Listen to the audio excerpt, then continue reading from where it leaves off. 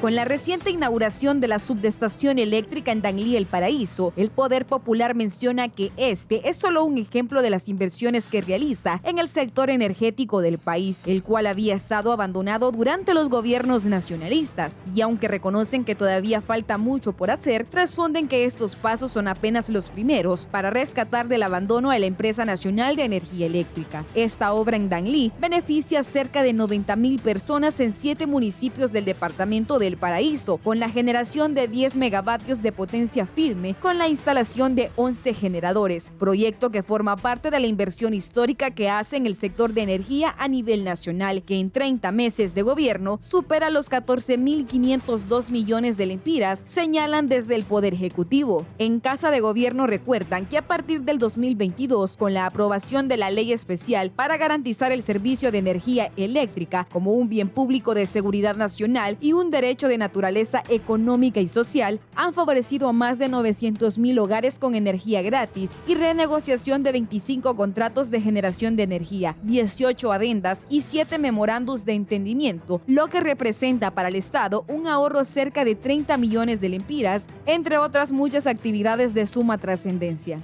La presidencia ordenó la incorporación de 270 megavatios para suplir la demanda de y para los años 2025 y 2026 se contempla la adición de 200 megavatios más. La Secretaría de Energía expuso que antes del golpe de Estado del 2009, la deuda llegaba a los 8,000 millones de lempiras, pero en 12 años y 7 meses creció a 75,000 millones de lempiras, es decir, aumentó casi 10 veces, por lo que si bien sus esfuerzos están enfocados en resolver los apagones en las distintas regiones del país, los recursos que se pierden por las pérdidas dificultan su actuar. La Organización Latinoamericana de Energía advierte que un 75% de la energía se dirige a cubrir la demanda del sector energético residencial y de transporte, por lo que, en respuesta a ello, desde la Secretaría de Energía estarían trabajando para lograr un consumo de energéticos más eficientes en estos dos sectores y empezando a generar las condiciones más óptimas para el acceso a paneles solares y vehículos eléctricos, explica un informe. De momento, las autoridades piden paciencia a los hondureños, ya que en apenas 30 meses no se puede recuperar lo dejado de hacer en 12 años, y que lo hecho hasta ahora es más de lo que ejecutaron las 3 pasadas administraciones. Lo único que buscaban que la ENE quebrara para que así cayera en manos de la empresa privada. No obstante, el Poder Popular advierte que hará lo posible para rescatar este bien público.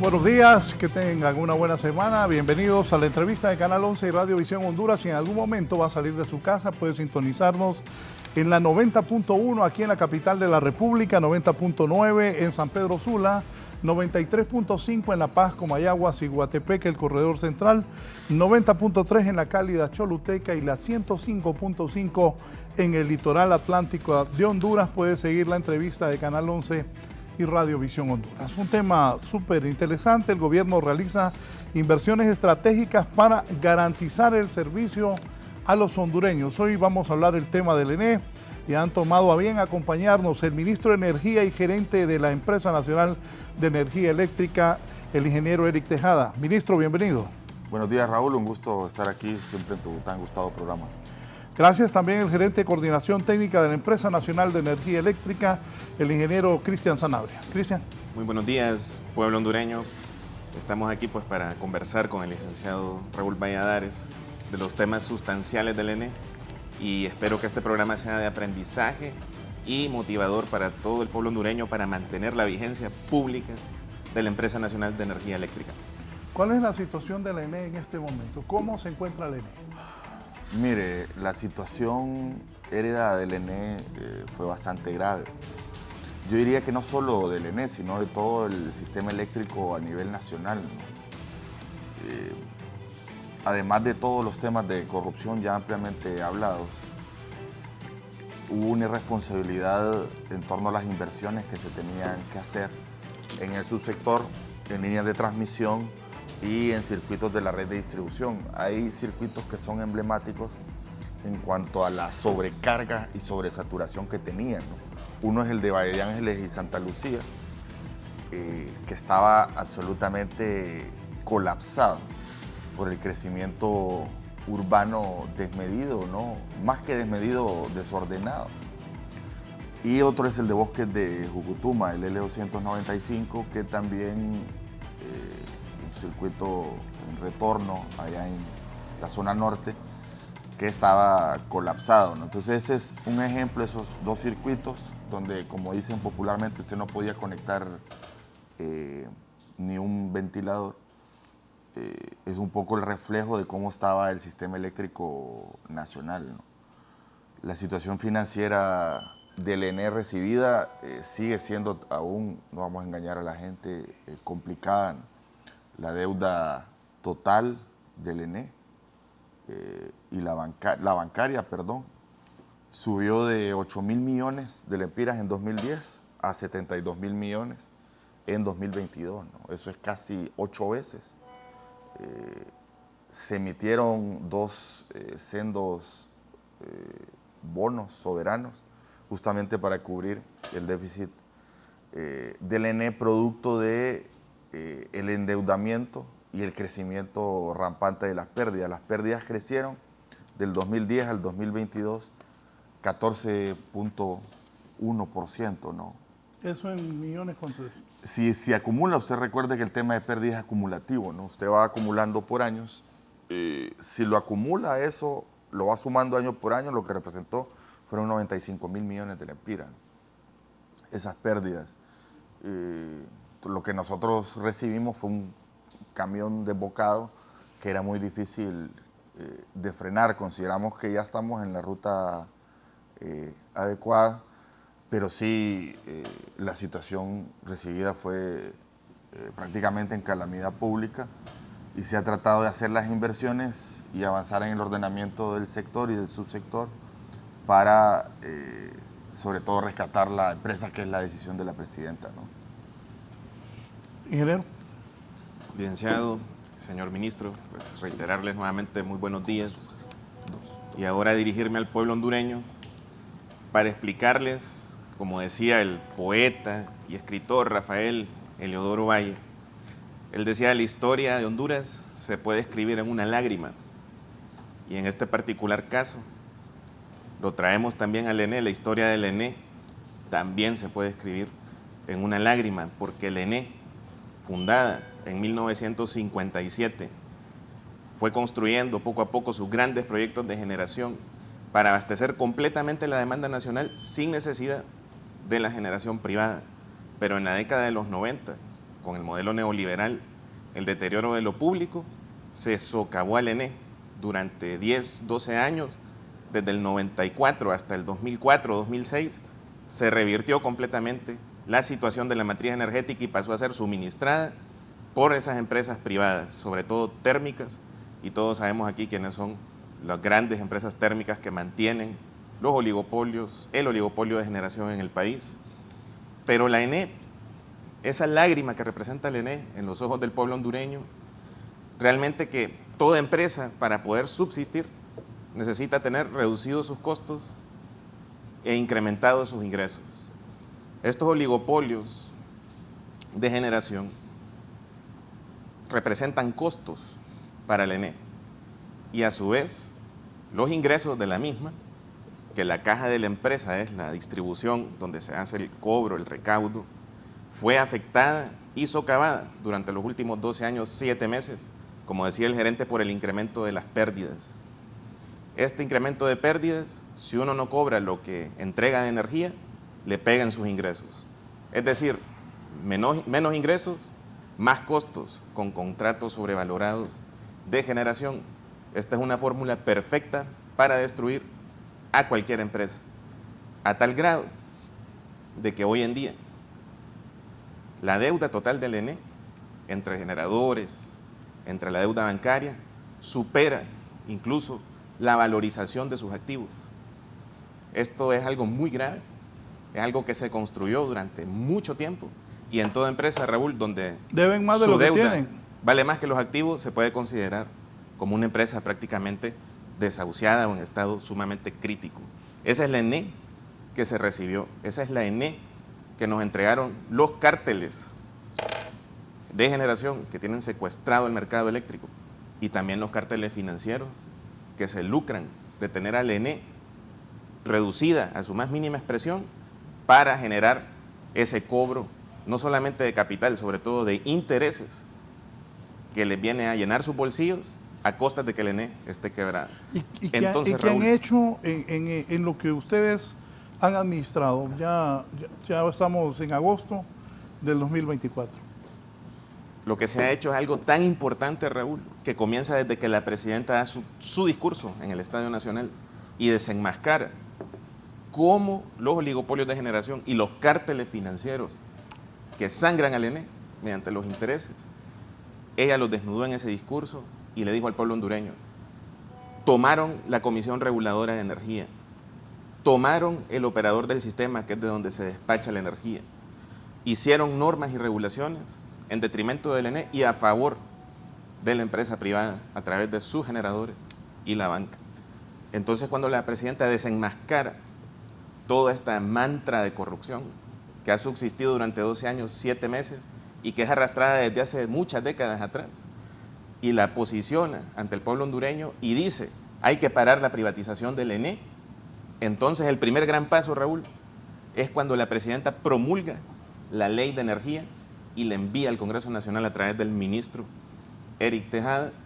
Y en esta ley, tal como lo explicaba anteriormente en el contexto, viene el tema de crear un programa para la reducción de pérdidas, viene el tema de renegociar los contratos. Aquí se le está pegando a los problemas. La reducción de pérdidas, porque la reducción de pérdidas es la que le merma los ingresos. La renegociación de contratos, porque es la que le baja los costos. Entonces, a mayor ingreso y menor costo, usted ya está hablando de comenzar a revertir todo ese círculo vicioso en el cual se han lucrado generadores, bancos, y estamos hablando de empezar a rescatar la Empresa Nacional de Energía Eléctrica desde una estrategia en la cual pues es resucitar lo que es una empresa que llevaban 12 años, 7 meses saqueándola y prácticamente entregada hacia lo que es la banca y en proceso prácticamente de privatización total. Entonces el logro, Raúl, es la promulgación de la reforma energética, parar la privatización del ENE, y el proceso de rescate es algo que apenas viene comenzando. Si rescatar una empresa como el ENE en la situación crítica como esta, tomaría 2 quinquenios, Raúl, hasta 3 quinquenios, porque los procesos de reducción de pérdidas, y el ministro también lo sabe, son procesos de mediano y largo plazo. La construcción de represas son cosas de 7 y 8 años. Es decir, ahorita el gran logro de este gobierno es parar la privatización y promulgar la ley de energía que sienta las bases para el rescate del ENE. Y ya lo estamos viendo en el corto plazo, cómo esa ley ha permitido ciertos logros para la empresa que son visibles ante todo el mundo. Uno de ellos es la renegociación de contratos. Nunca en este país se le había tocado un centavo a los bolsillos de los generadores. Durante 12 años, 7 meses, incluso con EH, las pérdidas no hicieron más que subir. Nomás se fue EH, ya las pérdidas, también con el programa de reducción de pérdidas, van pues dando su resultado y van bajando de forma progresiva. Y así nosotros podemos hablar, Raúl, en el tema del manejo de las inversiones. El gerente lo va a explicar. Son miles de millones de lempiras en inversiones, en construcción de subestaciones nuevas, repotenciación de subestaciones existentes, líneas de transmisión, compra de transformadores de potencia de esos grandes que pesan 40, 50 toneladas. Todas estas inversiones durante más de 12 años no se vieron. Y es en este periodo de gobierno que sí se están viendo y con hechos. La gente está trabajando en el campo, en las subestaciones, en las servidumbres, en las líneas de transmisión. Y eso es lo que también rescata el ENE, porque una empresa que no hace inversiones es una empresa que se puede catalogar como muerta también. Para poder subsistir hay que hacer inversiones y este gobierno está haciendo las inversiones para que el ENE salga a flote y garantizarle la continuidad del suministro a la población. Hay otro tema que es el financiero. Toda esta deuda que hablamos, toda esta deuda bancaria, la deuda flotante. Cuando nosotros llegamos la deuda flotante a generadores, o sea, la vencida a 45 días, era casi 16.000 millones de lempiras, ¿no? Nosotros el año pasado la cerramos en 9.200 millones, ¿no? Inclusive por debajo de la meta que se había trazado en el acuerdo con el Fondo Monetario, ¿no? La deuda, el ritmo de endeudamiento que llevaba el ENE también era como un camión desbocado, como una rastra que va en pendiente descendente, ¿no? Y le hemos logrado frenar. El ritmo de endeudamiento que llevaba el ENE ha disminuido casi en 87% en nuestra administración y además se ha pagado mejor, ¿no? Le hemos pagado mejor a los generadores. Nosotros estamos claros, la presidenta tiene esa visión de que la energía, o sea, la ENE como empresa responsable, la energía que se inyecta, la paga, ¿no? El tema es herencia brutal, ¿no? Si nosotros nos hubiésemos zafado todas esas facturas que traíamos atrasadas, ¿no? Nosotros si se quita eso, nosotros hemos pagado el 94, el 95% de la factura, ¿no? Del 2022, 2023 y principios del 2024, ¿no? Y además, todas estas facturas pendientes han generado un problema de intereses, ¿no? que están en el contrato y que ahora representan una contingencia importante para la empresa, ¿no? Entonces, es importante para nosotros ir avanzando en ese tema. Se ha reducido el déficit operativo en 2.500 millones de lempiras, ¿no? Cuando nosotros llegamos, el déficit operativo era de 7.500, ¿no? Ya está rondando los 5.000. Evidentemente sigue siendo un problema grave, pero se ha reducido, ¿no? El tema es que el primer empujón de sacar al ENE de ese pantano en que estaba, yo creo que ya casi está superando, ¿no? El tema es mantener el ritmo en ciertos puntos críticos y avanzar, pero sí decirles que el ENE no va a poder sobrevivir si no llegamos a acuerdos con todos los sectores en la situación crítica recibida del ENE, y la gente está viendo, todos los sectores, inclusive el mismo sector privado, están viendo las inversiones que se están haciendo, ¿no? Entonces es importante llegar a acuerdos entre todos. ¿Y los generadores, cómo están con los generadores en este momento? ¿Están en acuerdos, están de buenas o siguen las relaciones tirantes? No, nosotros tenemos una relación armoniosa, ¿no? No sé si, digamos, tampoco es que es reír y cantar. Hay conflictos de intereses que son obvios, ¿no? Pero creo que la renegociación de contratos sentó un precedente de que se puede trabajar el sector privado con el sector público. Nosotros no estamos en contra de la iniciativa privada. Además, en estos momentos estamos exhortando al sector privado a que ingrese al mercado de oportunidad, porque hay un tema de abastecimiento de energía que sigue siendo fuerte en el país, y yo creo que nosotros sí logramos sostener relaciones transparentes, Raúl, donde sean ganar-ganar. No vemos ningún problema con eso, ¿no? ¿Qué piensan los generadores? ¿Cómo están en este momento? Bueno, pues primero, Raúl, recordar y al pueblo hondureño que los generadores representan un interés privado y nosotros representamos un interés público. Eso conlleva que naturalmente existan relaciones que son tensas, pero cordiales al mismo tiempo. Nosotros somos muy éticos, muy respetuosos. Esto me gusta decirlo siempre, Raúl. Nunca le hemos recibido dinerito bajo la mesa a nadie, a ningún generador. ¿Le han ofrecido? Nunca, ni que lo intenten, ¿verdad, ministro? Porque lo sacamos a pumpunazos de la gerencia. El punto es que estas relaciones, si bien es cierto, son cordiales, pero también se enmarcan dentro de algo tenso por esa diferencia que nosotros representamos un interés público y ellos un interés particular y privado. Ahora bien, generadores, si quieren apoyar la ENE, por ejemplo, Raúl, aquí los generadores, y lo saben bien, ellos pueden vivir y lucrarse durante toda su vida, solo con el cobro de intereses de las facturas de sus contratos de generación, sin cobrar el capital, ¿verdad? Porque es tan alto el cobro de intereses y el cálculo de esos intereses que realmente más bien pareciera de que es conveniente, ¿no? Yo desde el sector privado lo pienso, ¿no?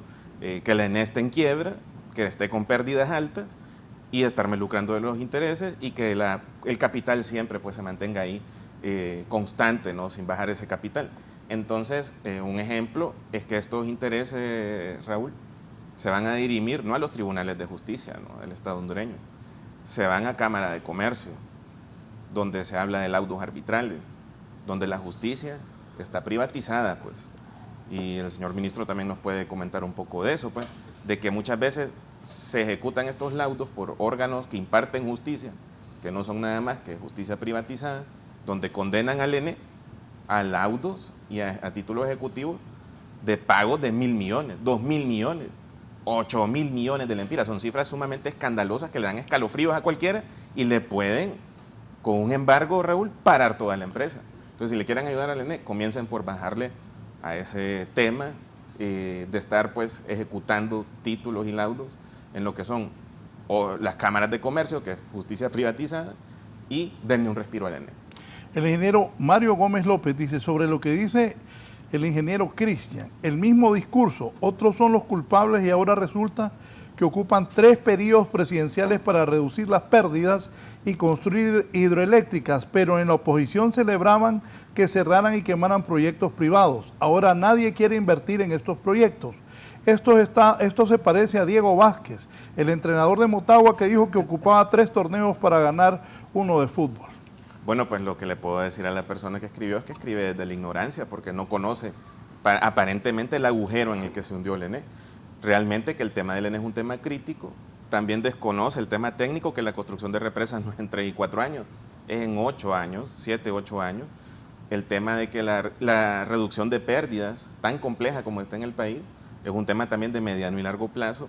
Entonces, realmente que para el rescate del ENE, lo que se ha hecho es sentar las bases, ponerle un alto a la privatización, tirar las políticas y las líneas de acción para poder avanzar en ese rescate, y se está avanzando en ese rescate. Y lo invito a la persona que escribió a que se quede en el programa, a que mire todas las obras que se están construyendo, todo lo que no hizo el gobierno del Partido Nacional y que atestigua en el programa, y si quiere a través suyo, Raúl, también lo llevamos en un carro con todas las garantías de seguridad a recorrer todo el país para que mire las inversiones, está cordialmente invitado y pueda con ello constatar cómo este gobierno ha hecho la diferencia respecto a gobiernos anteriores. Y lo peor es falso también el tema de las inversiones, ¿no?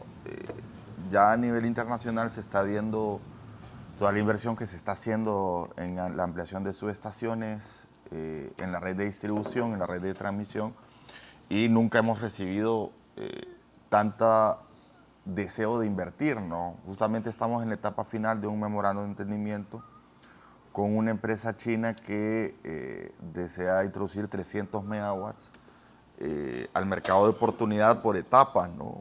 Solar con almacenamiento, que es, digamos, hacia donde nos estamos moviendo también el ENE, al almacenamiento de energía, ¿no? De guardar la energía solar durante el día y almacenarla y poderla inyectar en la noche, ¿no? Entonces, está también la inversión de 370 millones de dólares que va en las adendas.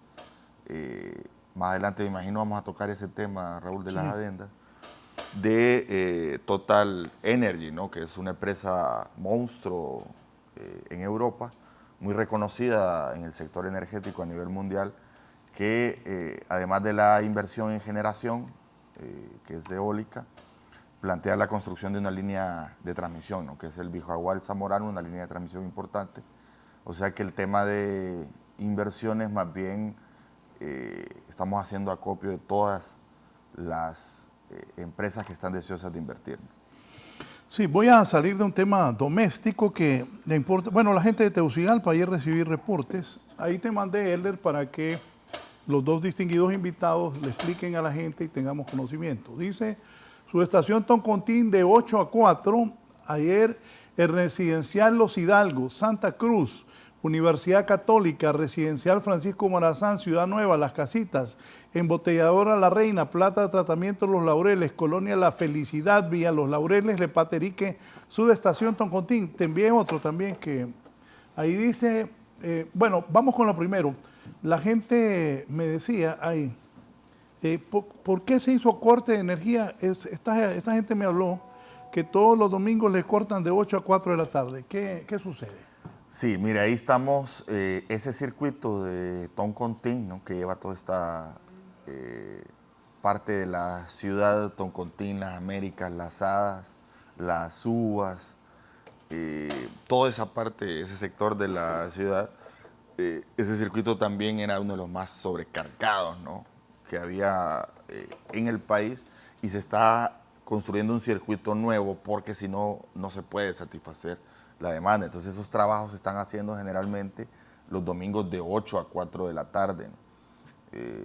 Estamos tratando de utilizar técnicas que no perjudiquen, o sea, que se mantengan enlazados los circuitos, pero a veces es difícil, ¿no? Sobre todo estas últimas semanas sí se ha trabajado seguido y se toma el domingo porque, digamos, es el día que hay menos actividad en teoría, ¿no?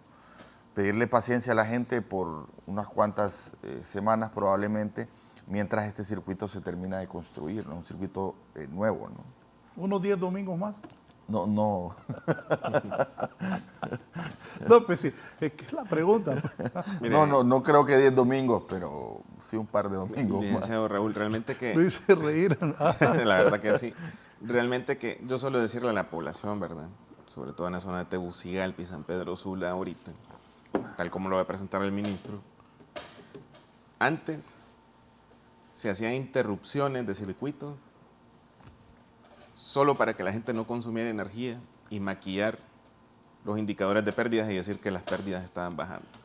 Solo Hoy, el compañero rotulador pone ahí para satisfacer la demanda en el sur de la ciudad. Ajá, hoy las interrupciones son por trabajo, pues. Son porque están construyendo nuevos circuitos, nuevas subestaciones, son inversiones que se pueden constatar yendo sencillamente a la subestación. Si alguien tiene alguna duda de que se está abriendo un circuito y que es por algún tipo de suspicacia o que se lo están abriendo de gusto, pues ahí está la subestación cerquita, porque todos los circuitos son cortos aquí en las ciudades, en Tegucigalpa y San Pedro Sula, donde van a encontrar todo el personal construyendo estos nuevos proyectos, estas repotenciaciones, estas líneas de distribución. Y decirle al pueblo hondureño, Raúl, y vamos a ser muy sinceros acá, de que para el próximo verano hay que prepararse, ¿no? Y que desde ya los mantenimientos de los circuitos van a haber un periodo de al menos 2-3 meses que van a incrementar. Y todo en aras de que para el próximo verano estos circuitos estén debidamente mantenidos, sus herrajes, sus aisladores, sus crucetas bien fuertes, cambiadas, sustituidas en caso de ser necesario, para que el próximo verano no nos vaya a agarrar problemas que porque se quemó un transformador, que se quebró alguna cruceta o que haya algún aislador dañado, vayamos a tener pues problemas el próximo verano. Entonces, esto es así, mire Raúl. Cuando uno hace mantenimiento de verdad, la curva se comporta así, mire licenciado. Sube un poquito el tiempo de energía no suministrada, pero luego de ese pico usted va a tener un gran descenso y es mejor hacer los mantenimientos ahorita de forma preventiva y correctiva a estar teniendo interrupciones largas por 30, 40 horas debido a fallas, pues. Entonces, realmente pedirle esa paciencia a la población de que ahora sí se están haciendo inversiones, construcción de circuitos, se van a hacer mantenimientos como se debe, para prepararnos bien de cara pues, a todo lo que se venga en los próximos meses. De hecho, como somos responsables, buscamos lo que el ENE pone, poner lo que te envíe, lo otro. La ENE ahí anuncia los cortes, pero yo les recomiendo, ahí dice zona, y ahí está, el ENE. Dice circuito 297 de 8 a 4 de la tarde, Los Hidalgos, Santa Cruz, Universidad Católica, Residencial Francisco Morazán, Ciudad Nueva, Las Casitas, Embotelladora Reina, Planta de Tratamiento, Los Laureles, Colonia La Fidelidad, Vía Los Laureles. Abajo dice ENAPO, Escuela Militar, Primer Batallón de Infantería, Industria Militar, Mateo, Colonia Monterrey, City Mall y zonas aledañas. Creo que había otro. Y también ahí está, ¿ves? Dice, acércamelo por favor.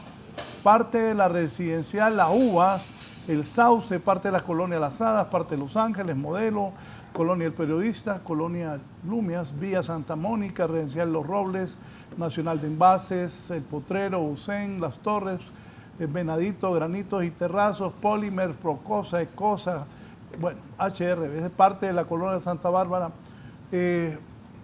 Creo que los de comunicaciones del ENE deberían llamar el viernes en la mañana a las radios y los sábados para avisarle a la gente, porque ellos emiten la información. Y aquí está aclarando el ministro Eric Tejada como don Cristian Sanabria de que se están haciendo reparaciones y que no van a ser 10 semanas, que un par de semanas más la zona sur de la ciudad va a tener interrupción los domingos. Hay que prepararse. Sí, correcto. Y bueno, hay varios circuitos que están intervenidos. Y ¿Solo esa zona es en Tegucigalpa o hay más zonas o en San Pedro Sula? se está haciendo trabajo en el circuito todavía de Valle de Ángeles y Santa Lucía, por ejemplo, en Santa Fe, que es la zona de la Torocagua. Se está empleando la subestación de Toncontín y la de Miraflores. Y la en Miraflores también, justamente, bueno, ahí somos de la Miraflores. También está el tema en Suyapa. Son de los circuitos que se están haciendo mantenimientos y trabajos más seguidos, porque son los circuitos que tienen mayor capacidad, ¿no? Recordemos también que se están, por ejemplo, en la subestación Miraflores, se instaló un transformador nuevo, ¿no?, de 50 MVA que vino a ampliar la capacidad, y se están haciendo trabajos todavía en la subestación, al igual que en la subestación La Ines, ¿no?, y por el cerro Juan Alaínez, también se está trabajando en esa subestación. Recuerde, Raúl, que tenemos prácticamente intervenidas 15 subestaciones, y además se está haciendo el mantenimiento de líneas de transmisión a nivel nacional y de red de distribución en cuanto a los ramajeos, ¿no?, el corte, poda de árboles. Ese es un problema grave. Cuando nosotros llegamos, la extensión de la red en media tensión son 36.000 kilómetros y en baja tensión son otros 35.000 kilómetros. Entonces hay que hacer mantenimientos constantes para evitar que cuando llueva, siempre falta mucho por hacer todavía. Cuando llueve hay serios problemas. Anoche, por ejemplo, recibí varios reportes en Lomas del Guijarro y esa zona, y efectivamente fue por el temporal. Fue una lluvia breve, pero muy intensa, que afectó a varios restauradores en esa zona, ¿no? Eran inclusive 11:30 de la noche y no se había terminado de habilitar todo, estaba seccionado, zonificado, pero no había terminado de reparar la última parte, ¿no? Entonces es complicado porque el sistema eléctrico lo recibimos de forma tan endeble, tan dañada, que es susceptible o a olas de calor que sobrecargan los transformadores y las subestaciones, o a las lluvias, ¿no?, que provocan fallas puntuales en la red de distribución. Dice don Francisco Ferrera, compañero periodista, buenos días. En el sector de Santa Bárbara, Santa Clara, solo hay una línea hace 3 años, solo brisa y no hay energía. Sí, ¿no? En ese tema, pues como lo explicaba el ministro, son 60.000 kilómetros de red de distribución a lo largo y ancho del país en media y baja tensión. Para que tenga una idea del pueblo hondureño, el perímetro de la Tierra, que es darle la vuelta a la Tierra completa, son 40.000 kilómetros. Cuando hablamos de 60.000 kilómetros es darle vuelta completa y media vuelta más a todo el planeta Tierra.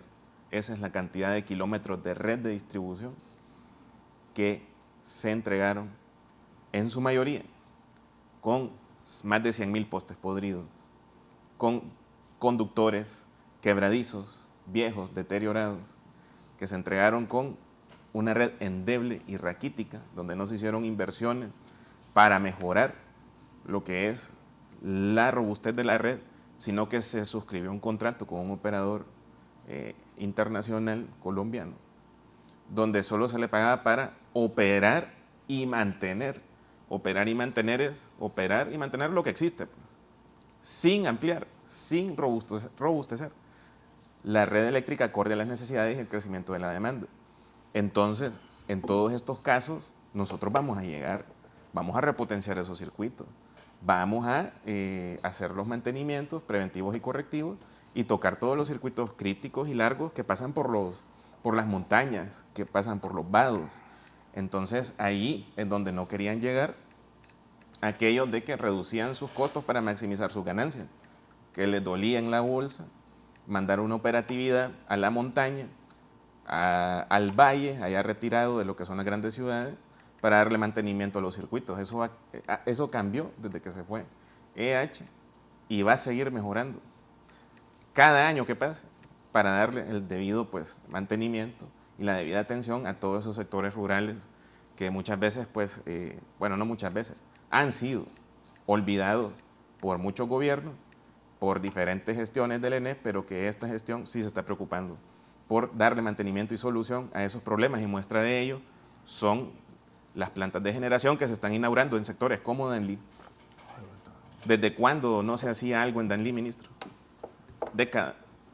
En lo que es San Pedro de Copán, que es una zona retirada, ahí en Ocotepeque, donde la vez pasada, ministro, tuvimos que ir de emergencia, pero en helicóptero, porque nos tuvieron que llevar, porque ahí es una zona lejísimos que habían problemas de energía.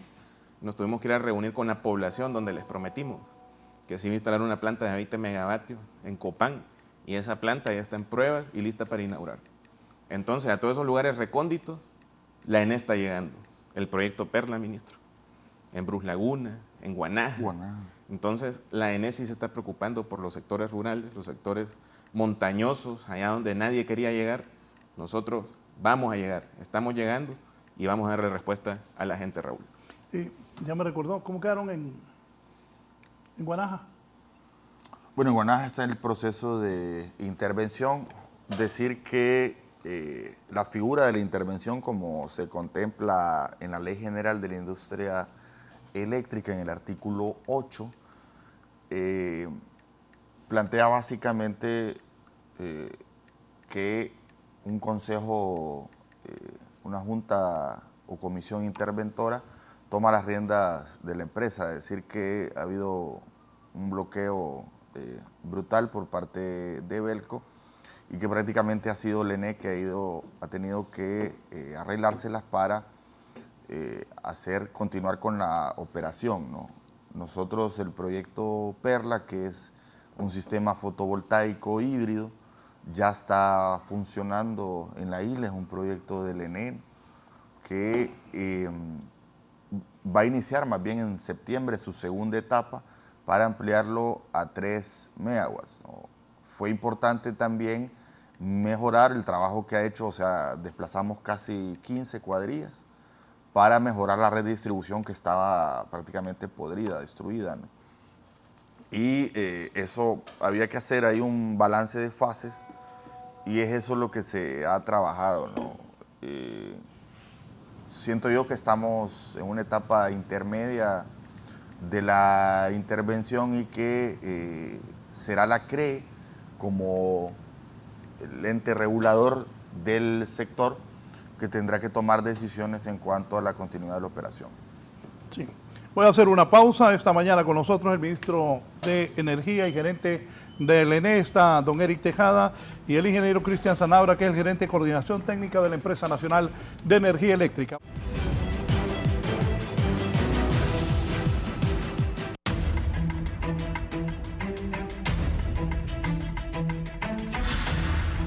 Bien, continuamos. ¿Qué tan importantes son estas subestaciones y cuál es su función?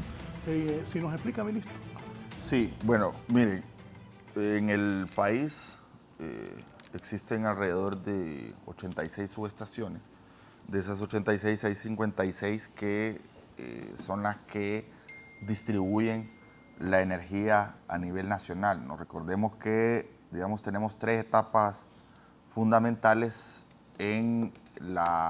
primero va la generación de energía, después esta energía que se genera, que puede ser vía fotovoltaica, o sea, solar, vía térmica, o sea, a través de combustible fósil, eólica a través de energía generada por la velocidad del viento, tiene que transmitirse, se transporta, ¿no? Es ahí cuando hablamos de líneas de transmisión, ¿no? Esto se transporta en alta tensión y después tiene que esta energía ser distribuida en las casas, ¿no? Y tiene que pasar por media y baja tensión para llegar a las casas. Entonces las subestaciones justamente hacen esta función de traer de alta tensión a baja tensión y lograr que los circuitos de distribución manden la energía a nuestras casas, ¿no? Entonces, el problema fundamental acá es que como no se invirtió un solo lempira en transformadores, en postes, en subestaciones, en interruptores, en aislamientos, en crucetes, en mejorar toda la subestación y la red, estaban absolutamente sobrecargadas, ¿no? Entonces, sobre todo en periodo de verano, cuando incrementa la demanda y está sobrecargada, sobresaturada, hay que desconectar para proteger los equipos que se dañen, ¿no? Por una sobrecarga o sobresaturación. Entonces, todo el trabajo que estamos haciendo de ampliación de subestaciones, incorporando nuevos transformadores para transformar la energía, es vital para que podamos inyectarle más energía a las casas y no tengamos interrupciones, ¿no? Tenemos intervenidas ahorita 15 subestaciones. Se adjudicó el año pasado, el 16 de diciembre del 2023, 20 transformadores de potencia, ¿no? Son más de 1000 MVA de transformación y que están en fabricación. Estos transformadores tardan en fabricarse entre 12 a 16 meses, ¿no? Nosotros esperamos que vengan los primeros ya en enero del próximo año y se va a ampliar también, o sea, estos transformadores van a permitir o tienen que permitir la ampliación de otras 20 subestaciones. Nosotros esperamos al final de este gobierno tener avances importantes en más de 35 subestaciones a nivel nacional, ¿no? Entonces esto va a mejorar poco a poco la capacidad del sistema de recibir nuevos proyectos también, porque eso frena la entrada de nuevos proyectos, de nuevos emprendimientos, de nuevas empresas y en general de nuevas residenciales también debido a circuitos sobresaturados, ¿no? Entonces el trabajo que hemos hecho es primero ir desentrañando esa maraña que estaba totalmente congestionada eléctricamente hablando, ¿no? Ministro, ¿cuántas subestaciones requiere de momento nuestro país para ir evitando al menos esos apagones? Bueno, nosotros con el trabajo que estamos haciendo en 11 subestaciones más las 4 nuevas, que son 15, va a haber una mejoría notoria, ¿no? Evidentemente no debe de cesar, de frenarse la construcción de subestaciones y las ampliaciones porque va creciendo la demanda, ¿no? Nosotros en Honduras hubo un fenómeno que nosotros llamamos demanda reprimida, ¿no? Debido a que no se hicieron las inversiones, hay una demanda oculta. Cuando nosotros lo estamos viendo ahorita, cada vez que habilitamos una subestación, un transformador, crece en esa zona, en esa región la demanda, ¿no? Y eso tiene que ver con justamente esa demanda oculta. El año pasado, entre 2023 y 2024, la demanda creció más de 12%, ¿no? Normalmente, si usted tiene un sistema eléctrico normal, la demanda debe andar creciendo entre el 4 y el 6% por mucho, ¿no? O sea que hay un crecimiento atípico de la demanda y eso tiene que ver con la intervención que se ha hecho en la red eléctrica y las ampliaciones que se están haciendo, ¿no? ¿Está obsoleto parte del equipo del ENE? ¿Cuál es la razón de los apagones? La gente se pregunta eso. Sí, bueno, como decía el ministro, pues las subestaciones te permiten pasar de un voltaje de 230.000 voltios, que es alta tensión, a un voltaje distribuible para que se conecten las empresas, las casas, las industrias.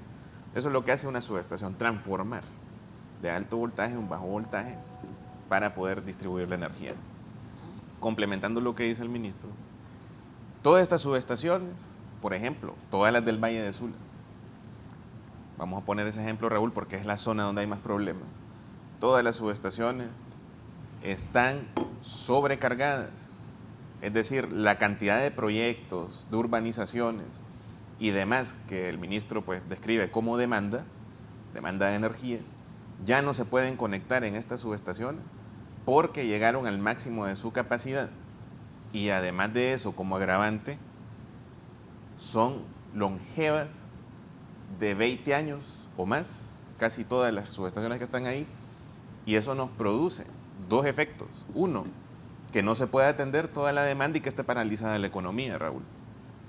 No haya generación de empleo porque no se conectan nuevas empresas, nuevas industrias. Y número dos, también estas subestaciones viejas y deterioradas, al transformar la energía de alta a media y baja tensión, al ser tan viejas, provocan sobrecalentamiento. Y cuando estas subestaciones sobrecalientan por su longevidad, entonces ya no toda la energía que viene de la alta tensión se puede distribuir a baja tensión, sino que gran parte de esa energía se disipa en calor, producto de la longevidad de estas subestaciones viejas. Y esto lo que se llama son pérdidas técnicas. Del índice de pérdidas, que es ahorita el 35%, 15%, es decir, casi la mitad, son pérdidas técnicas por energía disipada en forma de calor en subestaciones longevas, en líneas de transmisión y distribución longevas y deterioradas. Entonces, sí, perdón, sí. Don licenciado Raúl, el hecho de repotenciar 11 subestaciones, construir 4 nuevas, y aparte de eso, los 20 transformadores que se traen para seguir repotenciando más subestaciones a lo largo y ancho del país e incrementar la capacidad de transformación, nos va a permitir dos cosas. Uno, garantizar lo que es holgura en estas subestaciones que están topadas y que no cabe ninguna empresa ni ningún proyecto, y permitir que se desarrolle y se dinamice la economía. Y número dos, coadyuvar a lo que es la reducción de pérdidas, porque al construir subestaciones nuevas y tener algo nuevo que ya no calienta, entonces ya la energía no se disipa en forma de calor, sino que íntegramente, prácticamente se puede transmitir y distribuir de alta a media y baja tensión sin tener esa pérdida de disipación en calor. Entonces, son dos grandes aspectos, licenciado Raúl. Garantizarle el suministro, conectar nuevos proyectos, dinamizar la economía y también reducir las pérdidas. ¿Y esto qué es lo que hace? Mejora el flujo de caja del ENE, porque mientras más clientes yo tenga, más voy a facturar. Y mientras más nuevas estén las subestaciones, menos pérdidas voy a tener y voy a tener más ingresos. Entonces, lo que está haciendo el gerente y en esta gestión con la presidenta es promover la repotenciación de toda la distribución con la construcción de estas subestaciones y nuevos circuitos para el rescate financiero del ENE. Hoy es lunes 5 de agosto del 2024. A hoy, ¿cuánto se han reducido las pérdidas del ENE y cómo se ha hecho? Mire, hemos reducido, nosotros creíamos, yo di un dato preliminar de 1.61, sin embargo, ya con los datos de cierre de julio, si contamos de septiembre, hablando del indicador interanual de pérdidas, desde septiembre del 2023 a julio del 2024, se ha reducido 1.79%, casi 1.8%. Eso tiene un impacto en caja de casi 1.000 millones de lempiras, ¿no? Entonces, ¿qué es lo que hemos hecho? La siguiente, porfa, no sé. Del anterior ministro, es importante ver cómo en el periodo del poder ciudadano. Esa es la histórica, esa es la histórica, ahí, exacto.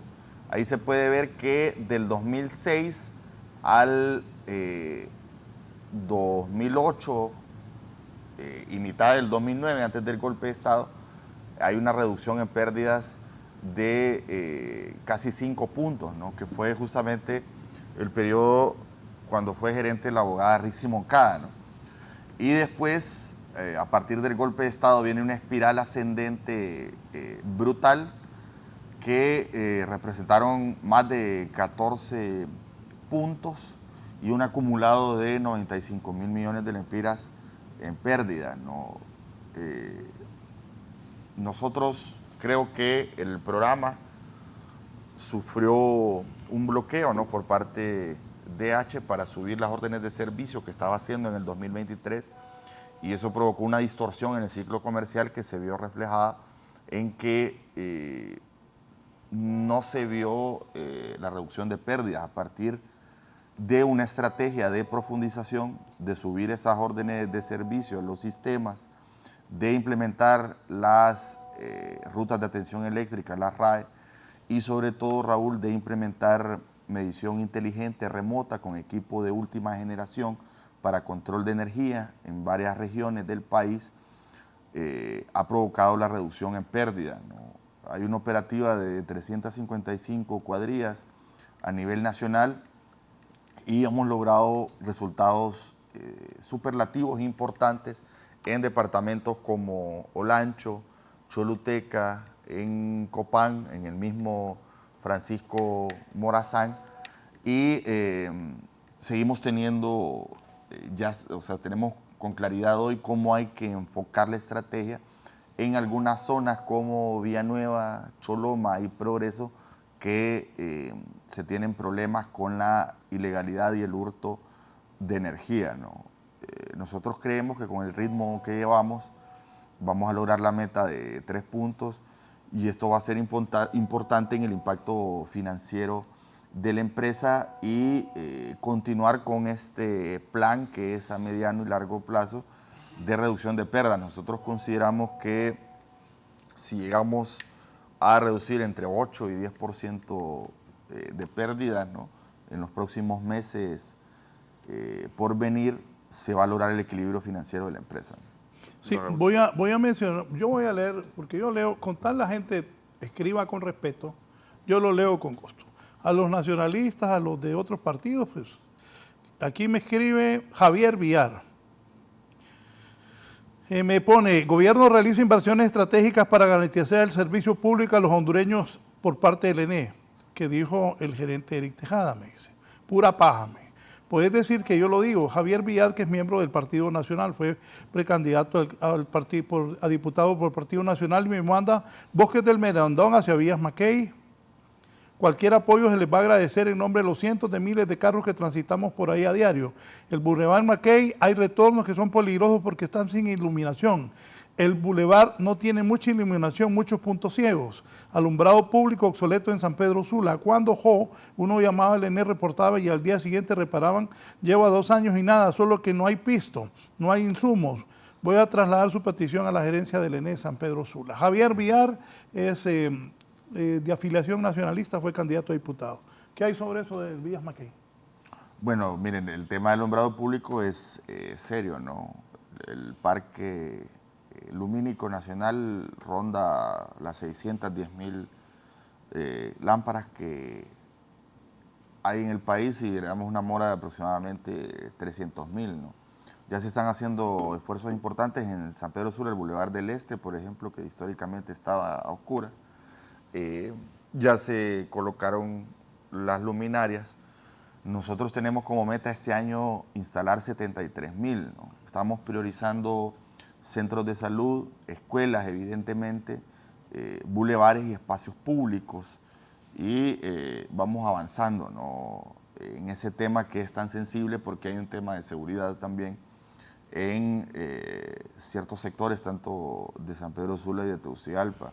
Pero sí estamos sobre eso con el alcalde Aldana, estamos en una colaboración justo en ese tema para iluminar espacios públicos y bulevares, ¿no?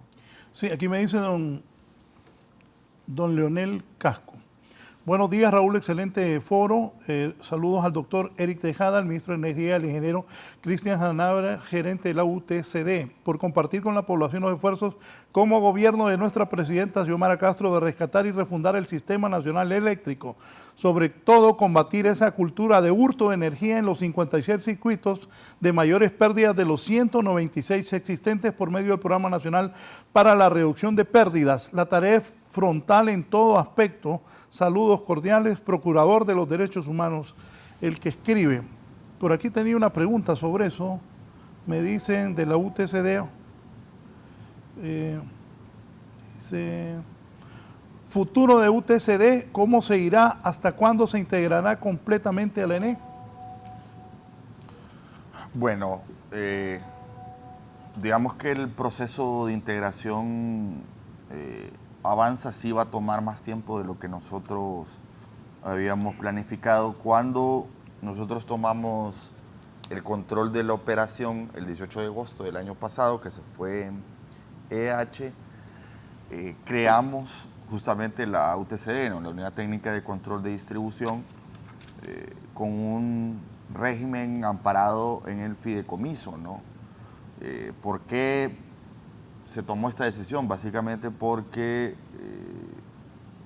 habían contratos y procesos que no se podían cortar de forma abrupta, ¿no? Eso ya ha pasado casi un año. Nosotros creemos que el periodo de transición va a tomar probablemente 6 meses o un año o 12 meses más, y que en ese periodo nosotros esperamos concretar la integración de todas las actividades y todas las funciones en el área de distribución que antes estaban diseminadas y estaban segregadas, ¿no? Sí, bueno, Cristian. sobre el tema, pues, realmente que, porque está encadenado con lo de la UTCD, lo que se aclaraba al principio de su pregunta, Raúl, de las pérdidas. El programa de pérdidas comenzó operativamente a finales del 2022. Luego, pues, estuvo los primeros 8 meses del 2023 enfrentado prácticamente a nivel de criterios técnicos con lo que era los últimos 8 meses de EH. No hubo un trabajo eficiente por esa situación, y realmente que es hasta que se va EH y entra la UTCD, que es una unidad encargada para sustituir, pues, esos roles de EH, pero sí con control del ENE, para coadyuvar, pues, a lo que es la reducción de las pérdidas con el Programa Nacional de Reducción de Pérdidas y siguiendo las políticas y lineamientos de la Gerencia General, cosa que no pasaba antes de agosto del 2023. Y esto estamos hablando, Raúl, que desde finales de noviembre del 2022 a agosto del 2023, en menos de un año. Y en menos de un año usted no puede juzgar. De hecho, todas las métricas de las pérdidas son interanuales, ministro. Entonces, la gente que empezó a decir, pues, de que el programa es un fracaso, que el programa no sirve, que las pérdidas van para arriba, muchas veces desconoce todo este trasfondo, pero a partir de que se fue H con la entrada de la UTCD, que es controlada por el ENE, y con el robustecimiento de la operativa del programa de pérdidas, entonces nosotros empezamos a ver a partir de septiembre, octubre del 2023, lo que es el inicio de un mejor trabajo, una reducción.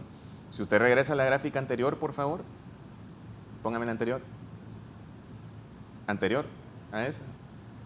La primerita, por favor, ahí. Si usted se fija, de esa gráfica, la mitad de las pérdidas de esa gráfica se resuelven con inversiones en subestaciones, porque son pérdidas técnicas, en líneas de transmisión, y esta gerencia las está haciendo. 20 transformadores nuevos, 11 repotenciaciones de subestaciones, 4 subestaciones nuevas, licitación de línea de transmisión del litoral atlántico, construcción de línea de transmisión San Pedro Sula Sur, San Buenaventura, entre otras 2 líneas más que se están construyendo. A puras inversiones se baja la mitad de esa gráfica. Entiendo que van a cambiar la administración. ¿Cuándo se espera bajar las pérdidas a diciembre del 2024? Ok, ya vamos a responder a esa pregunta. Sigamos. Para el 2024, si usted se fija que es en el 2024, pues, a partir de que se da el periodo de transición de agosto a diciembre del año pasado, de continuidad de transición, entonces ya empezamos a ver en este año resultados producto de esa armonía entre lo que es la UTCD, el programa de pérdidas, y empezamos a ver que ahora estamos teniendo resultados, pues. Entonces vemos de que de diciembre del año pasado a diciembre de este año, es decir, la meta del año 2024 es bajar alrededor de 3 puntos de pérdidas, Raúl. Y si usted se fija, la gráfica azul con respecto a la gráfica punteada en naranja, que es la senda de la meta. Eso es lo importante, Cristian. Vamos cumpliendo la meta y la senda planeada, e incluso un poquito abajo de lo que se planeó. Correcto, que la punteada en anaranjado es la meta y el azul es el dato real, ¿no? O sea que Así es. en el indicador interanual vamos por debajo de lo que se había planificado, de la meta. Ahora hay que seguir ese ritmo para lograr el objetivo, ¿no? Ahora, nosotros también, Raúl, somos autocríticos, pues. Entonces, si podemos ver las siguientes imágenes rapidito. La otra, para que veamos por región, por ejemplo, Tegucigalpa-Danlí, que es todo eso en amarillo que está en el uno. mapa. Si ustedes se fijan, donde dice abajo del mapa, pérdidas interanuales, lo que es Tegucigalpa-Danlí va por debajo de la meta, es decir, se van cumpliendo las metas. Siguiente, Comayagua, La Paz, Intibucá, abajo del mapa dice pérdidas interanual, también van por debajo de la meta, es decir, van cumpliendo la meta muy bien, ¿no?, en esta región. Siguiente. Choluteca y Valle, que es la zona sur del país, también el indicador de pérdidas, que es el azul, con respecto a lo planeado, está por debajo de lo planeado, es decir, se está trabajando mucho mejor de lo que se había planeado. Que era una de las zonas más afectadas, ¿no? En el tema de Exactamente. pérdidas por encima del 40%, y a julio han bajado a 36 solo en esta región 3, que es Choluteca y Valle, ¿no? Siguiente. En Olancho también vemos muy buenos resultados, todo el departamento de Olancho. La gráfica azul está por debajo de la naranja, que era lo que se había planeado, es decir, se está haciendo mucho mejor trabajo de lo planeado para este año. Siguiente. En San Pedro Sula, que es uno de los lugares más críticos, también se va cumpliendo con la meta de pérdidas para esa región de San Pedro Sula, y la gráfica azul va por debajo de lo que se había proyectado, es decir, se está haciendo un buen trabajo. Como le decía al principio, somos autocríticos. ¿Dónde tenemos los problemas ahorita? Si usted se fija, Choloma, Puerto Cortés, la gráfica azul que está abajo del mapa, es decir, la línea azul está por arriba de lo que nosotros habíamos planeado reducir. Entonces ahí, a partir de este segundo mitad de año, nosotros tenemos que enfocar todos nuestros esfuerzos en esta zona de Choloma y Puerto Cortés, al igual que la siguiente. En Villanueva podemos ver que también tenemos problemas en Villanueva, donde las pérdidas están muy por encima de lo que habíamos planificado reducir. Siguiente. En el Progreso también, es una zona con bastante conducta de hurto, donde vamos a apuntar todos los esfuerzos. Siguiente. Santa Rosa de Copán, ahí vamos bien, la gráfica azul va empalmada con la gráfica naranja. Siguiente. Y en Atlántida y Colón también ya se está logrando empalmar la gráfica azul con la naranja. ¿Qué le quiero decir con esto, licenciado? De que ya el programa de pérdidas cuajó y está plenamente operativo y con buenos resultados en todo el país, y donde hay que apuntar la artillería de la operatividad en lo que queda del año es en el Progreso, en Choloma y en Villanueva, que es donde hay mayor hurto de energía, mayor delictividad por parte de gente que manipula sus medidores, y no solo no es que es la gente pequeña, ministro, los altos empresarios, los restaurantes, las panaderías, las plastiqueras, las heladerías, las fábricas de hielo, hacen hurto de energía. Incluso llegan a poner transformadores, bancos de transformadores que realmente están vacíos por dentro. Son transformadores de fachada, y los verdaderos bancos de transformadores los tienen por debajo del piso, conectados de forma directa, ¿verdad? Bypaseando lo que es la red de distribución y el medidor. Entonces, ahí es donde vamos a apuntar la artillería, y vamos a ir por todos los que hurtan en esa parte de la zona norte, que es Villanueva, El Progreso y Choloma, que es donde ya está plenamente identificado todo lo que es el hurto de energía y donde se tienen que combatir las pérdidas con toda la artillería pesada. Sobre este programa de beneficio de energía gratis a las familias más pobres, dígame, ¿eso no representa grandes pérdidas para el ENE? ¿Cómo recupera la ENE ese dinero que deja de percibir de esas familias?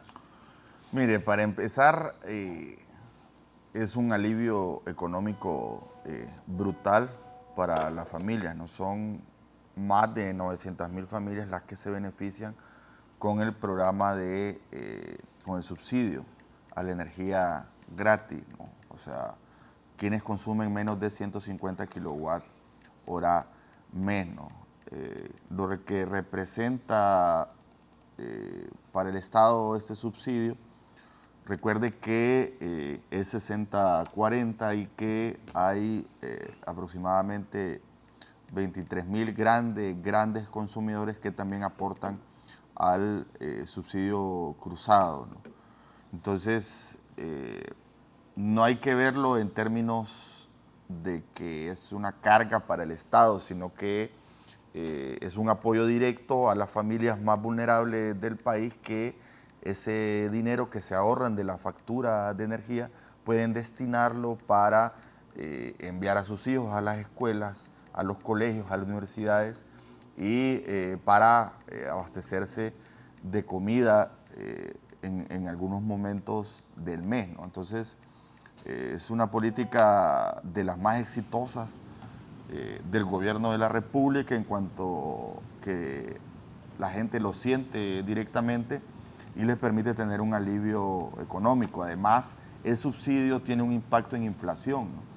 Si nosotros sumamos el impacto de los subsidios en los combustibles, la rebaja permanente de 10 lempiras a la CPV, ¿no? O sea, usted cada vez que va a la gasolinera paga 10 lempiras menos que si estuviera con otro gobierno, ¿no? Eso lo que implica que ha implicado que se cumple la promesa de campaña de la presidenta, que era mantener los precios de los combustibles en Honduras entre los más bajos de la región centroamericana, y eso es justamente lo que se está dando, ¿no? El impacto combinado del subsidio a la energía eléctrica y los subsidios y rebajas en combustibles puede llegar a tener más de 2% en inflación, ¿no?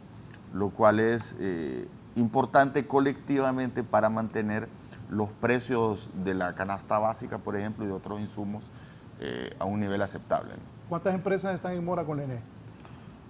¿Cuántas empresas están en mora con la ENE? Grandes empresas, porque Cristian ya dijo de hieleras y Sí. plastiquerías que roban, que hurtan en Choloma, por Eso, ejemplo. yo Pero quería decir... grandes empresas que están en mora. Mire, nosotros tenemos 8,000 grandes... Solo me acuerdo de esto. Una vez usted fue a San Pedro a iniciar un operativo. ¿Cómo le fue en eso?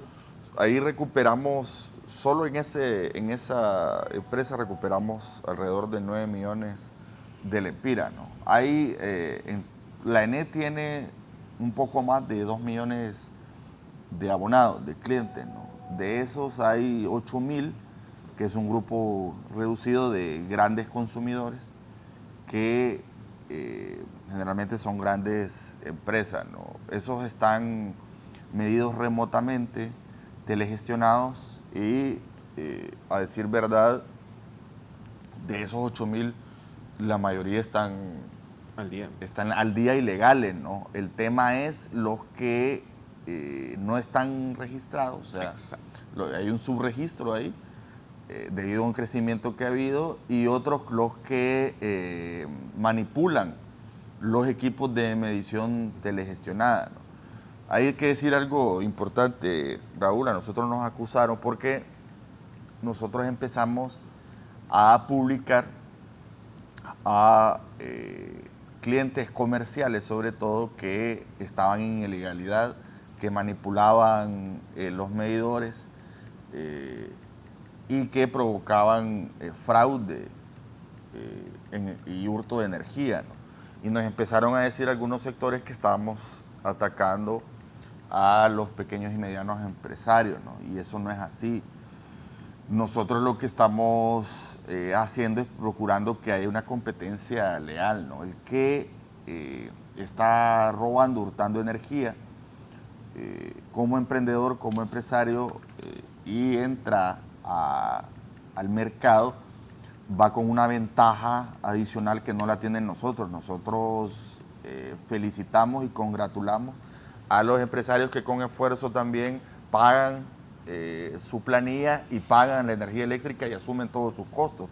Pero hay gente que no quiere hacerlo. Nosotros estamos abiertos para hacer planes de pago y ser flexibles en ese sentido, pero no podemos ser laxos con el tema del robo y el hurto de energía. Hemos encontrado zonas comerciales, sobre todo en el norte, ya puso Cristian las gráficas, donde hay mayor defraudación. Hemos encontrado hileras e hileras de comercios en ilegalidad, ¿no? Entonces nosotros necesitamos recuperar esa energía para que la empresa se recupere, ¿no? Sí, voy a hacer una pausa. Al volver voy a hablar. Hoy es 5 de agosto. Agosto, septiembre, octubre, noviembre, diciembre, enero, febrero, marzo. En marzo son las elecciones internas, a 7 meses de las elecciones internas. En noviembre del otro año las generales. ¿Qué va a pasar con la energía en este año y en el próximo? Ya son años de elecciones. Es importante políticamente la ENE, muy importante. ¿Qué pasa en el Congreso Nacional con los nuevos proyectos que impulsa el Gobierno de la República, la Empresa Nacional de Energía Eléctrica?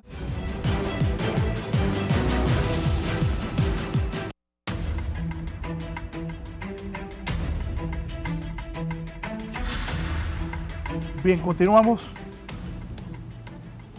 En el Congreso, ¿cuál es la situación en este momento, ministro, en cuanto a la aprobación de contratos que se han visto? He visto también una campaña, han dicho que una campaña pagada por generadores y por otras personas por afectar proyectos que ustedes impulsan. ¿Cómo está eso? Sí, bueno, nosotros hicimos el proceso de socialización de las adendas hace más de 70 días con los diversos sectores, ¿no?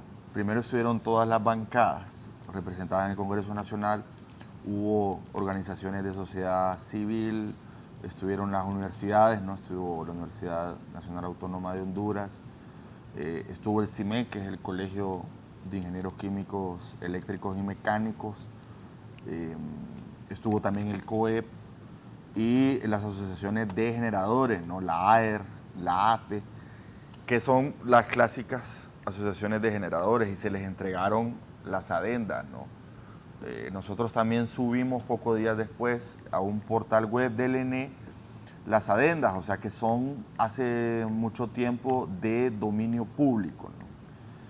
Por primera vez en la historia se había hecho un proceso de socialización con respecto a propuestas de cambios en los contratos de forma tan pública y transparente, ¿no? Decir que una vez que terminó el receso del Congreso Nacional, nos llamó la Comisión de Energía para algunas dudas que tenían después de que ellos hicieron la revisión de las adendas, ¿no? Nosotros fuimos y subsanamos esas dudas, las contestamos y ahora lo que queda esperar, entiendo que la agenda del Congreso ha sido tupida, no ha sido fuerte, con otros temas. Esperamos que entren en discusión próximamente el tema de las adendas. La sugerencia del ENE ha sido que se discuta adenda por adenda y que todos, sobre todo las bancadas de diputados que no tienen expertos, que contraten expertos que les puedan dictaminar y certificar la rebaja en precios y el impacto que va a tener en tarifa. Como mencionó Sanabria, este es un hito histórico, nunca se había logrado en el país llegar a un acuerdo de esta magnitud que implique una rebaja en el costo de la energía, ¿no? Ya Raúl pasará por el tema de la dinámica interna del Congreso, los consensos para lograr la aprobación. El otro día los vi que estuvieron en Canal 8. Estuvieron en Canal 8 y usted denunció que hay diputados que tienen conflictos de intereses y se refirió a la diputada por el departamento de Cortés, diputada del Partido Salvador de Honduras, que ahora ella aspira a ser candidata presidencial por el Partido Liberal, la señora abogada Maribel Espinosa. ¿Qué pasó con la señora Maribel Espinosa? Sí, es correcto. Ella, posterior a mi intervención ahí en el foro, ha comenzado a despotricar en contra de nosotros y no es así. Decir que ella nos está acusando a nosotros de cosas que no tienen ni la menor prueba y que además son sujetas a querella, ¿no?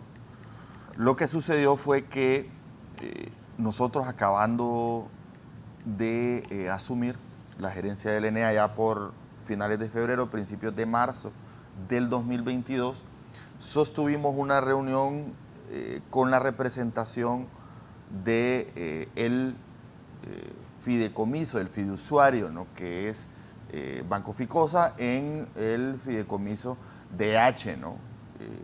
Cuando estaba EH todavía. Ella llegó como parte del equipo legal del banco y una vez concluida la reunión, ella me cobró 100 millones de lempiras de la factura. Vamos por parte. ¿La reunión para qué era usted y, No, y la diputada Espinosa? No, la reunión era en el contexto de el fideicomiso que hay entre EH, cuyo fiduciario es Ficosa, y está la ENE también, ¿no? En el contexto, al final de la reunión, o sea, la reunión era de temas relacionados al fideicomiso, ella, o sea, termina la reunión, ella se queda y ya estaba... ¿Le dijo que lo quería ver en privado? Sí, que me quedara un rato. Y está el abogado Vladimir Rodríguez, que es gerente operativo del ENE de Testigo, y ella nos externó que había una factura de 100 millones de lempiras de un generador. ¿De 100 millones? 100 millones de lempiras, sí, pendientes. Esos no son confites, Raúl. Y que... 100 millones de... agradecería que el ENE le hiciera el pago, ¿no? Entonces... ¿Ella le pidió que pagara 100 millones a quién? A El Cosa. Era una factura de Cosa. Entiendo ¿qué tenía que ver la señora Espinosa? Yo entiendo que ella era, no sé si sigue siendo, representante legal de El Cosa, ¿no? Ella entiendo que ha sido representante legal de algunos generadores, lo cual no tiene nada de malo, ¿no? El tema es, yo mismo le cuestioné en ese momento. ¿Qué le respondió cuando Maribel Espinosa le dijo a usted que le pagara 100 millones a El Cosa? Yo le contesté, diputada, ¿usted no cree que tiene un conflicto de interés ahora? Estamos hablando en el 2022, se venía instalando el gobierno, ahora que usted es diputada y que representa al Estado, ¿no cree que tiene un conflicto de interés al estar cobrando una factura privada o al estar representando a privados y a la vez tener un curul, una butaca en el Congreso Nacional que en teoría representa al Estado, ¿no? Entonces, mi señalamiento es ese, ¿no? El conflicto de interés que hay entre alguien que ahora es precandidata presidencial y que ha tenido vínculos con grandes capitales y con generadores, ¿no? Yo le exhorto a que por mero y básico principio ético, ella se abstenga de votar el tema de las adendas porque hay un conflicto de interés al haber una disputa de mercado. ¿Ella tiene intereses? Sí, claro, ella tiene intereses en el sector energía y en el subsector eléctrico y eso la inhabilita totalmente para que vote en la sesión del Congreso en que se discutan las adendas. Ella debe de abstenerse de votar por ese conflicto de interés porque tiene todo un pasado ligado a representaciones de generadores y también con sectores financieros en el país. Elder, mira ahí por favor, ¿qué le dijo ella cuando usted le responde que ella tiene conflictos de intereses, que cómo le pide que pague 100 millones? ¿A qué empresa me dijo? El Cosa. ¿Qué le contestó ella? Ella me contestó que en mis manos estaba que ese conflicto de interés se extinguiera. O sea, pagando la factura de los 100 millones de lempiras a la empresa. ¿Comentario, Cristian? La verdad que es algo que asusta, pues, ver cómo este tipo de, entre comillas, representantes del pueblo en el Congreso Nacional se revisten de falsa democracia, de un falso discurso de defender los intereses del pueblo, pero en la realidad ellos defienden el interés privado, incluso ocupando una curul, llegan a defender lo que son esos intereses privados a la gerencia del ENE. Y eso solo es una muestra, si hay más, Raúl. Te pongo otro ejemplo. Aquel que el expresidente Zelaya le llamó el infestiótico, que es nada más y nada menos que Tomás Zambrano, por ejemplo, jefe de bancada del Partido Nacional. Él en el 2014, cuando se creó la diarrea legislativa y entran aquel montón de contratos solares, desde Casa Presidencial mandan el proyecto para reformar lo que es la ley de promoción a la energía renovable, y es en la Comisión de Energía donde estaba Tomás Zambrano que se le adultera ese dictamen enviado por Presidencial, mediante María Antonieta Guillén, que era designada presidencial, y ya en el Congreso el dictamen llegó sin los 3 centavos y en la Comisión de Energía, donde estaba Tomás Zambrano, le ponen los 3 centavos que representan nada más y nada menos que 18.000 millones de lempiras a lo largo de vida de todos los contratos. Óiganme, ¿estos que defienden los intereses del pueblo o los intereses de los privados? Ahí tenemos otro caso, pues. Pero en el caso de la abogada Espinosa, yo creo que debe de quedar de elección, sobre todo a los aspirantes a cargos de elección popular, a representar el Estado en cualquier instancia, ya sea el Ejecutivo o el Legislativo, que deben de liberarse de sus ataduras con grandes capitales si van a representar al Estado, porque justamente este es un ejemplo tangible que se puede palpar del conflicto de interés que hay entre defender los intereses del Estado, de lo público, y tener vínculos. O sea, nosotros entendemos que la gente tiene que comer, pues tiene que trabajar, pero debe haber una línea muy clara entre representar intereses privados de grandes capitales que tienen intereses en el Congreso o en contratos y representar al Estado. Raúl, ¿y sabe qué es lo que más es irrisorio aquí? De que ese mismo que aprobó los 3 centavos en el 2014, ¿y sabe por qué lo digo? Porque hoy sale en conferencias de prensa, manda a los diputados de su bancada, aquel que sacó aquella pistola, Mario Pérez, el pistolero, en el Congreso Nacional para amedrentar a la gente de Libre, aquel que, como dijo el gerente en un foro, le conocen como el contador de la mafia, que fue ministro de Finanzas, que es Marco Midense, a integrarse junto con la falsa sociedad civil de este país, que no hace más que defender la democracia de las élites como SJ, y hacen foros, hacen conferencias juntos, Partido Nacional, ASJ, para decir que las adendas están mal y que no hay que aprobar las adendas. Entonces los mismos que pusieron los 3 centavos están en contra de que las adendas en las cuales rebajamos los 3 centavos sean aprobadas en el Congreso Nacional. ¿Qué es eso? Dígame, me dijo que después del foro del Canal 8 hubo reacción de parte de la diputada. Sí, ella estuvo en otro programa y nos llamó corrupto. ¿Lo llamó corrupto ahí a usted? No, directamente no, pero sí dijo que todas esas renegociaciones eran producto de la corrupción sin siquiera tener un análisis profundo de las cláusulas que se cambiaron en beneficio del ENE y de la gente, ¿no? Porque lo que se ha logrado comprobar, a pesar de todo, durante toda la revisión que han hecho por diferentes y diversos sectores, es que efectivamente hay una rebaja en precio y que esa rebaja en precio se traduce en una rebaja en tarifa, ¿no? Entonces ella despotricó contra nosotros, decirle, abogada, nosotros lo que estamos señalando es el conflicto de interés, pues, que creo que todo el mundo lo reconoce. No la estamos acusando de nada, pues básicamente decirle que no puede usted salir como paladina de la representación pública del Estado y negar todos los vínculos que ha tenido con los grandes capitales. ¿Ella fue a este país. cobrarle 100 millones de quién? ¿De qué empresa? Del COSAC, una empresa generadora que está en el mercado de oportunidad. Entonces, para usted, insiste que ella debería de abstenerse en la votación. Debe de abstenerse. No sé exactamente el vínculo preciso de ella con esta empresa, pero si llegó a cobrar, alguna representación tenía y... que le metió un arbitraje, me escribe un televidente aquí. Sí.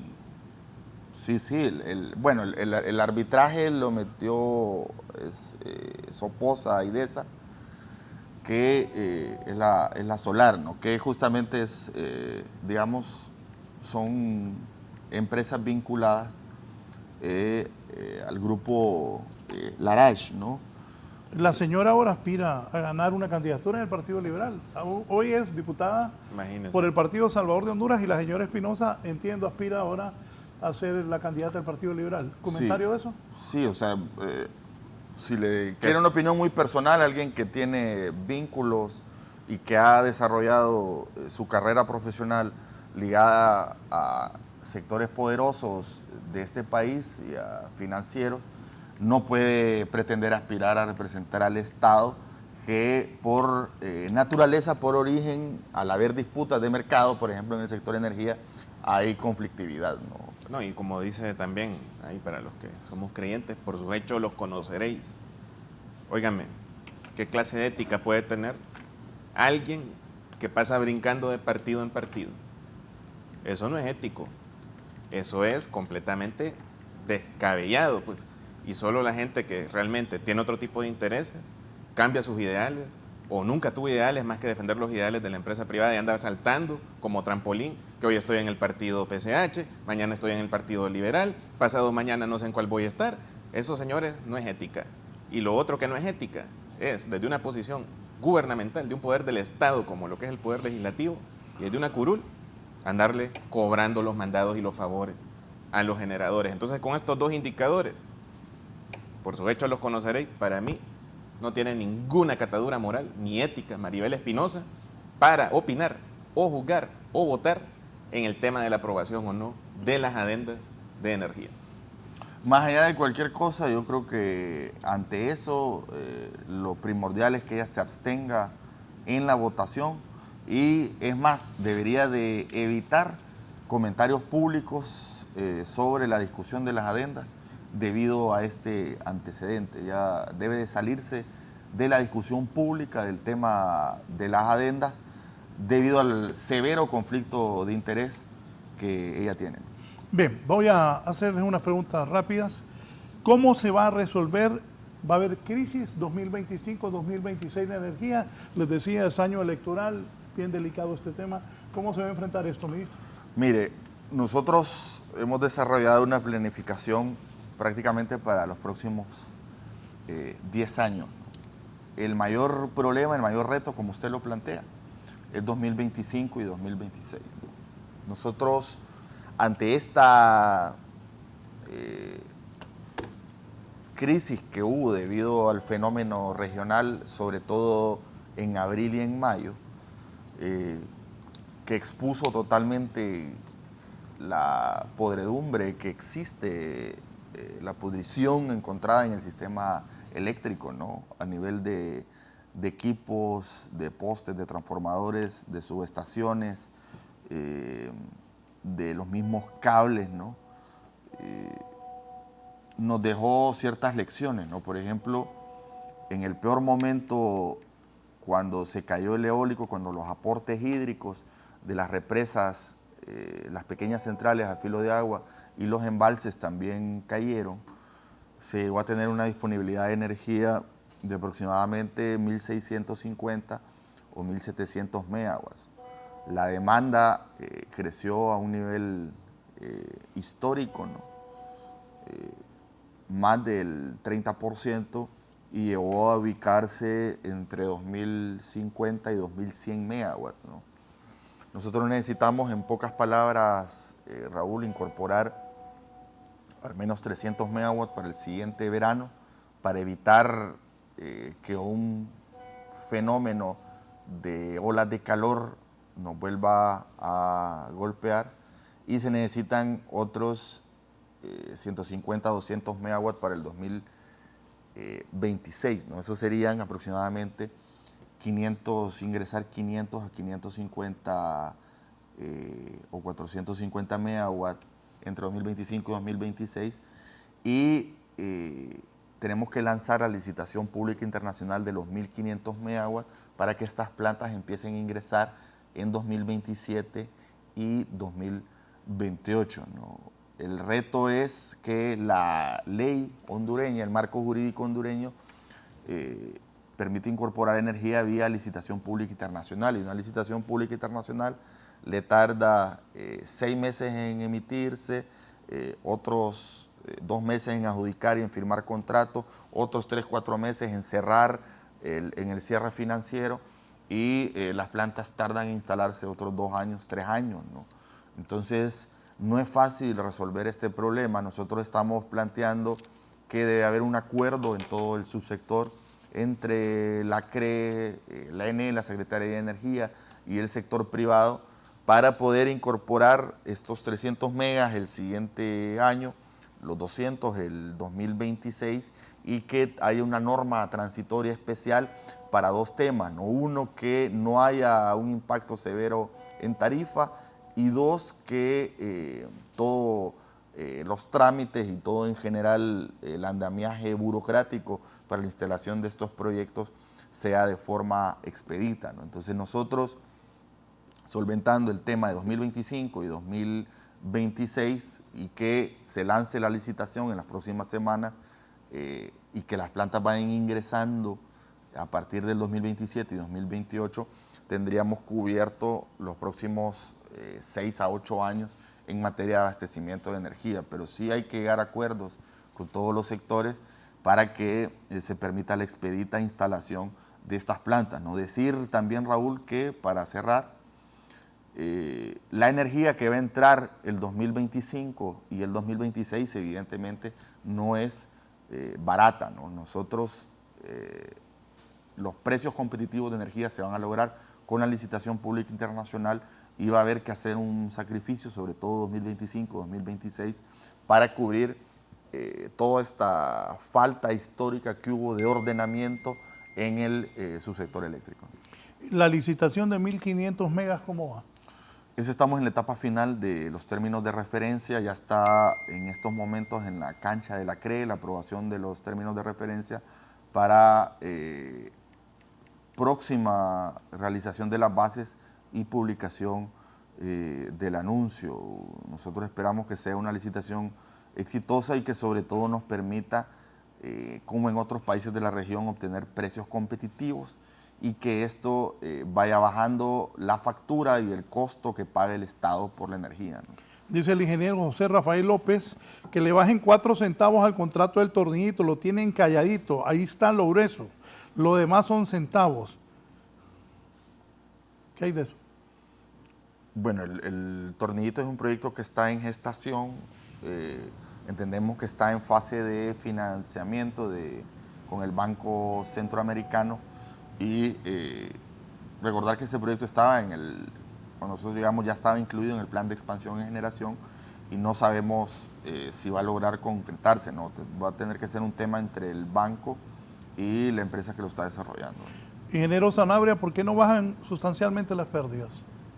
Porque se creó toda una subcultura de hurto de energía, sobre todo en la zona norte del país. Ya no es como antes, cuando estaba la abogada Rixi o cuando estaba Arriaga, que uno iba, cambiaba un medidor y le daba pena a la gente que le hicieran eso, lo exhibían públicamente en su colonia o comunidad. Ahora culturalmente más bien la gente es vivo, el que roba es vivo y el que no está robando pues es tonto, ¿no? Entonces ese cambio cultural, reducir las pérdidas pasa intrínsecamente por un cambio de cultura, de la cultura del hurto que hay actualmente a la cultura de la honradez. Y esos cambios culturales, Raúl, no son como los cambios técnicos. El cambio cultural es un cambio que se está desarrollando de forma lenta. Pero para ir abatiendo lo que es esta conducta delictiva, la solución no es solo ir a poner medidores, sino que poner medidores inteligentes arriba de los postes, en gabinetes, que es lo que estamos haciendo ahorita, para poder impedir que aunque quiera robar la persona, pues el gabinete actúa de forma inteligente y una vez que toca o manipula, pues el medidor no le va a hacer ningún daño, porque solo es un medidor fachada, porque el medidor real está arriba del poste, en un gabinete arriba de las líneas energizadas, donde nadie lo puede tocar. Solo con tecnología, solo con este tipo de acciones que se están haciendo, se puede pues atajar lo que es esta cultura del hurto de manera inmediata y poco a poco ir trabajando en las escuelas, en los centros educativos, en las culturas de las personas, para revertir toda esta cultura ilícita de robar energía que se promovió cuando trajeron a EH y la gente en su momento, cuando estábamos gobernados por una narcodictadura, dijo, yo no le voy a pagar mi factura de energía a una empresa colombiana, prefiero robar y no pagarle y financiar a Juan Orlando. Por eso la gente empezó a no pagar, empezó a robar, porque no les parecía la forma en que se habían hecho las cosas. Y eso no es defenderlo, ¿verdad? Eso es demostrar cómo culturalmente un pueblo, lo que es una narcodictadura, un régimen corrupto o un estado fallido como el que tuvimos, puede impactar en la cultura de la población y llevarla a cometer actos ilícitos como este. La gente reclama que hay aumento en las tarifas. ¿Qué hay de eso? Mire, nosotros tuvimos un problema serio por el tema del sobreconsumo durante las olas de calor, ¿no? Sobre todo en marzo, en abril y en mayo. Nosotros estamos llevando a cabo una auditoría a esos consumos, a las facturas que presentaron. O sea, nosotros tuvimos un incremento en demanda cerca del 30%, ¿no? Entonces, las facturas que han presentado un sobreconsumo por encima de eso las estamos auditando para corroborar si efectivamente corresponde a la lectura real, a lo que se lee, a lo que se factura, con lo que se consume, ¿no? Y que la gente esté segura en ese sentido. Nosotros recibimos 8.000 reclamos, a la CRE llegaron 350 y nosotros en los sistemas detectamos por encima de 150.000 facturas con este fenómeno. Nosotros vamos a presentar un informe sobre, en los próximos días, sobre el avance de esta auditoría y esperamos que todos quedemos claros, ¿no? Es decir, que desde octubre del 2022 la política del gobierno ha sido congelar la tarifa y subsidiar cuando los ajustes al pliego tarifario, que son cada 3 meses, van hacia arriba, van al alza, ¿no? Y eso ha representado un sacrificio importante para el Estado, ¿no? Solo desde octubre, más de 5.000 millones de lempiras han ido al subsidio por incremento de tarifa, ¿no? Que ha estado relacionado con el incremento en los combustibles o el incremento de inyección de energía térmica en el Parque Nacional de Generación, ¿no? Entonces, decirle a la gente que nosotros estamos sobre eso y que es importante que vaya a las sucursales, a las 28 sucursales de atención al cliente del ENE diseminadas a nivel nacional. ¿Este subsidio para mantener la tarifa es sostenible? Sí es sostenible mientras vayamos reduciendo el costo de la energía, mientras se vaya reduciendo la inyección de energía en el mercado de oportunidad, que suele ser más caro que el mercado de contratos, y mientras las inversiones vayan surtiendo efectos, se van a ir incorporando nuevos actores al mercado que puedan ofrecer precios competitivos de la energía. ¿Qué ha sucedido con esas adendas en los contratos de energía? Bueno, nosotros esperamos que que se sometan a discusión lo antes posible. El problema ahí, mire, la retroalimentación que he recibido de algunos diputados es que hay consensos fuertes para 17 adendas casi, ¿no? Y que hay una que es la que ha estado, digamos, más cuestionada en la palestra pública, que es la que está generando algún resquemor, ¿no? Nosotros, independientemente, vamos a respetar la decisión soberana del Congreso, evidentemente, en función de discutir cada adenda y decidir cuál ellos consideren es la que más conviene, ¿no? Sí decir que para nosotros es importante que se aborde este tema antes de octubre porque viene el otro ajuste al pliego tarifario y sería importante ya ver esa rebaja en tarifa en octubre de este año, ¿no?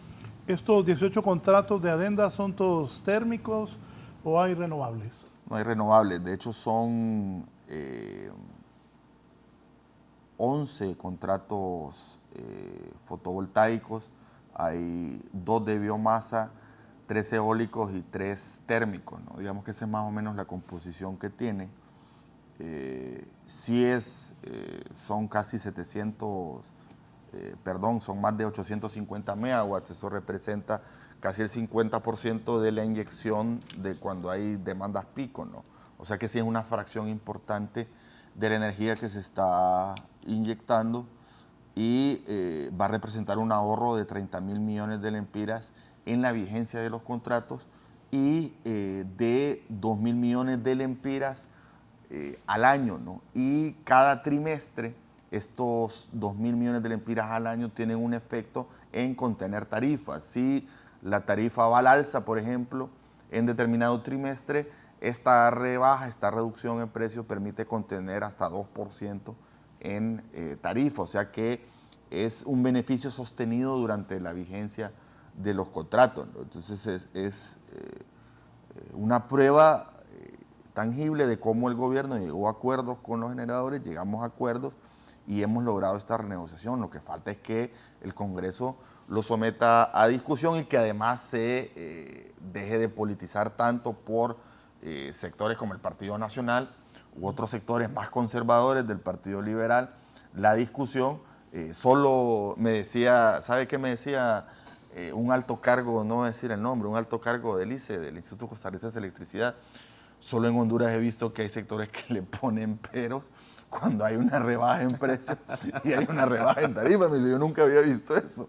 Entonces, ese es el extremo de politización que... Bueno, son intereses económicos. Sí, correcto, son intereses económicos. No voceros del Partido Nacional y el ala más conservadora, recalcitrante del Partido Liberal, que están con peros a algo que evidentemente y a todas luces es un beneficio para el pueblo. Bueno, ahí incluye a la señora que mencionó. Claro, claro, porque ella lo que está defendiendo son intereses particulares, evidentemente, cuando hay una evidencia total de la rebaja en precio y de la rebaja en tarifa. Y al que se opone y empieza, y sin pruebas, ¿no?, a querer ensuciar el proceso, es porque escondidos ahí tienen algunos intereses de beneficio propio.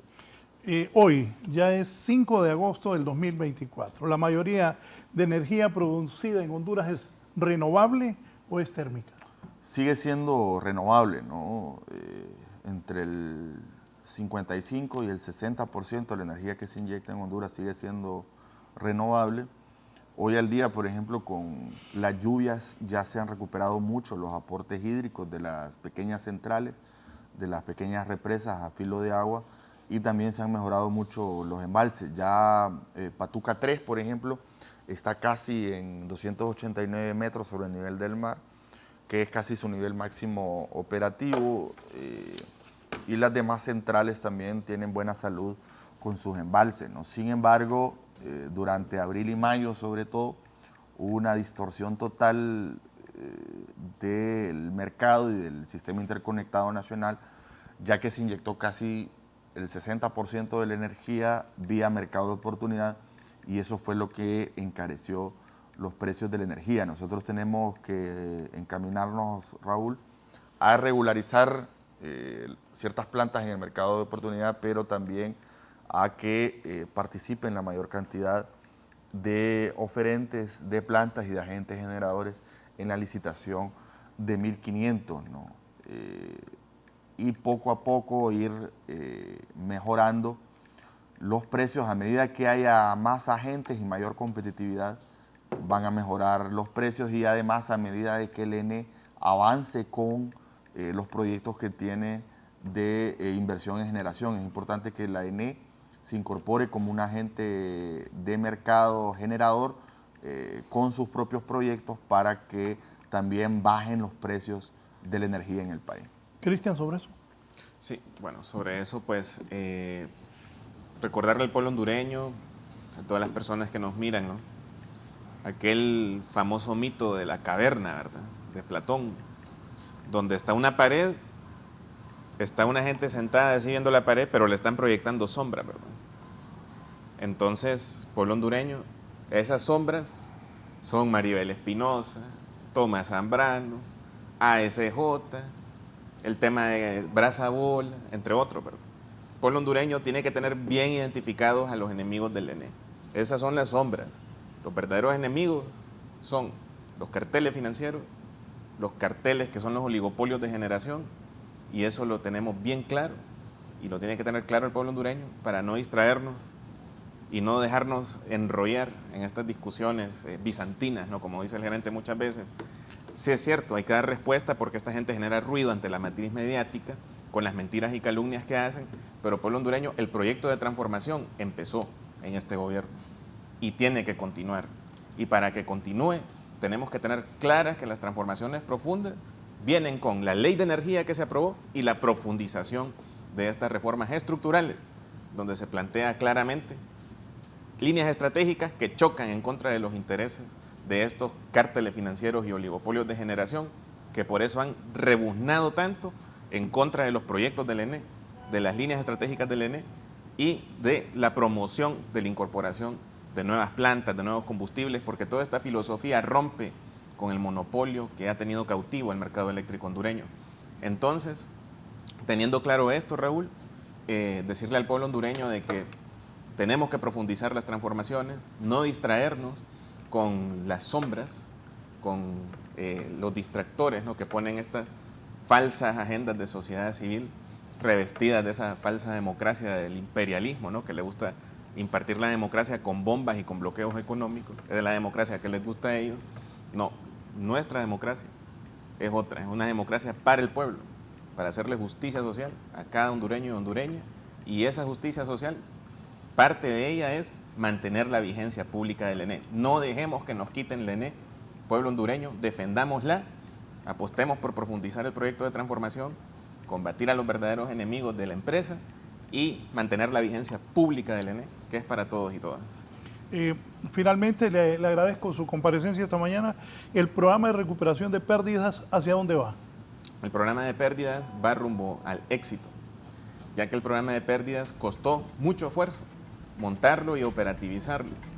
Barreras que se enfrentaron, como no había crisis de vehículos por el tema de que estaba todo el tema vehicular. Usted recuerda, Raúl, que uno iba a una concesionaria o una agencia, le costaba 2 hasta 3 años conseguir un vehículo ahí en el 2022. Todas esas barreras comerciales, las barreras de los sistemas que manejaba EH y que ahora ya no tenemos esas barreras, fueron solventadas, el programa está plenamente operativo y hay que apostar por robustecer, por seguir las líneas de acción del Programa Nacional de Reducción de Pérdidas, a quienes les mando fuerte abrazo y los motivo a continuar redoblando esfuerzos para continuar bajando las pérdidas y lograr esas metas de 3 puntos este año, 4 puntos el año que viene, el 2026, otros 4 puntos y así ir rescatando financieramente a la Empresa Nacional de Energía Eléctrica ENE y a la gente de UTCD. También decirle de que vamos a hacer cambios en pro de mejorar para coadyuvar con este esfuerzo de reducción de pérdidas y con darle una adecuada respuesta a la gente, a lo que es el reclamo del cliente en cuanto a lo que son problemas de facturación, mantenimientos preventivos y correctivos de circuitos, y también pues decirle al pueblo hondureño que la presidenta Castro ha mantenido una política de no aumentar las facturas. Aquí la tarifa no ha aumentado desde que entró la presidenta hasta el día de hoy. Y se va a mantener la política del subsidio, se va a mantener el congelamiento de las tarifas, todo esto en beneficio del pueblo hondureño. Y todos los que tienen reclamos no es porque la tarifa les aumentó, es porque probablemente están siendo objeto de esa larga historia de promedios que nos heredó EH, que eran más de 300.000 promedios, y ahorita pues se va atacando este tema. No es de la noche a la mañana que 300.000 cuentas promediadas se van a sanear. Seguramente estos reclamos vienen por ahí y vamos a trabajar intensamente en lo que es la regularización de ese ciclo comercial para que todos los clientes de la empresa noble, la empresa del pueblo hondureño, reciban su factura conforme a lo que realmente gastan y no conforme a promedios. Entonces esos cambios son los que vienen. Gracias. El ingeniero Cristian Sanabria, gerente de la Coordinación Técnica de la Empresa Nacional de Energía Eléctrica. Sus comentarios y mensajes finales, ministro Eric Tejada. Bueno, que estamos ejecutando un plan histórico, el más ambicioso que se ha planteado para rescate de la empresa pública y para inversión en el subsector eléctrico y el ENE, ¿no? Que tiene que ver con 9 proyectos en generación, la renovación total, ¿no? Las encontramos a las principales centrales hidroeléctricas, El Cajón, Cañaveral, Río Lindo, quedadas estacionadas en los años 80 y las estamos modernizando totalmente, trayéndolas al siglo XXI, que se está interviniendo actualmente 15 subestaciones, que se están construyendo 4 más, que se van a intervenir a principios de enero, otras 20 subestaciones. Ya se han repotenciado 21 circuitos en la red de distribución que estaban absolutamente congestionados, por eso los trabajos que se están haciendo, sobre todo sábados y domingos. Además ya se tienen avances concretos con los estudios de factibilidad, El Tablón, Los Llanitos, Jicatuyo, Morolica 2, Morolica 3 y Patuca 2A, que la situación financiera de la empresa sigue siendo compleja, no lo vamos a negar, que se está avanzando en el programa de reducción de pérdidas, ya se ha logrado reducir 1.79%, pero que hay que continuar y que poco a poco entendemos el malestar de la gente cuando tiene interrupciones de 6 a 8 horas debido a los trabajos que se están haciendo. Les pedimos comprensión y poco a poco se están viendo ya en los indicadores todas las inversiones que se están haciendo. 3 nuevas líneas de transmisión ya próximamente listas para terminar y que irán mejorando la condición del servicio y sobre todo que la gente lo vaya sintiendo en sus casas y que la política de la presidenta es no incrementar la tarifa de energía y además sostener los subsidios. Usted preguntaba, Raúl, si eran sostenibles. Yo le pregunto a usted, de cara al próximo año de elecciones, ¿va a ser sostenible para un próximo gobierno eliminar el subsidio de la energía gratis, eliminar los subsidios de los combustibles o eliminar el subsidio al ajuste de la tarifa?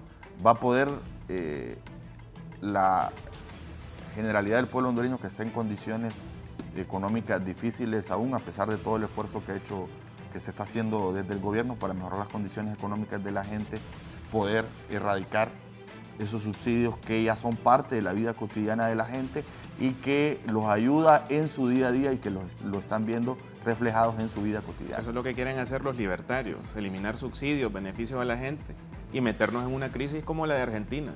Y aquí muchos dicen, es que quieren convertir Honduras en Venezuela. No, señores, ustedes quieren convertir Honduras en Argentina, con una gran crisis económica y con toda la población que tiene ahí, Milei. Entonces, ministro, totalmente de acuerdo con sus palabras. Este gobierno va a mantener la política de subsidios, la política de las tarifas congeladas, los beneficios para la población, y hay que profundizar esas transformaciones. Ministro, gracias. A la orden. Gracias, Raúl, por la invitación. Gracias, ingeniero Zanabria. Nos vamos, les deseo una muy buena semana y se le va a revolver la diputada Espinosa. Sí, no, pero ella nos acusó, ella. Yo le pido que modere el discurso, que no acuse sin pruebas y que asuma con hidalguía su conflicto de interés, pues que es natural, es el que tiene que en su momento, pero que lo acepte hidalgamente. Macho que respinga, chimadura tiene, Raúl. Y aquí los compañeros en la entrevista dice, diputada Maribel Espinosa nos está acusando de cosas que no tiene ni pruebas y está sujeta a querellas, expuso el ministro de Energía esta mañana. Es correcto, porque no, o sea, si no tiene pruebas de todo el proceso de renegociación de contratos, no tiene por qué andar despotricando sobre el mismo, más teniendo intereses directos en el sector y en el subsector eléctrico. Bien, gracias, que tengan una buena semana. Así está la Empresa Nacional de Energía Eléctrica. Buenos días.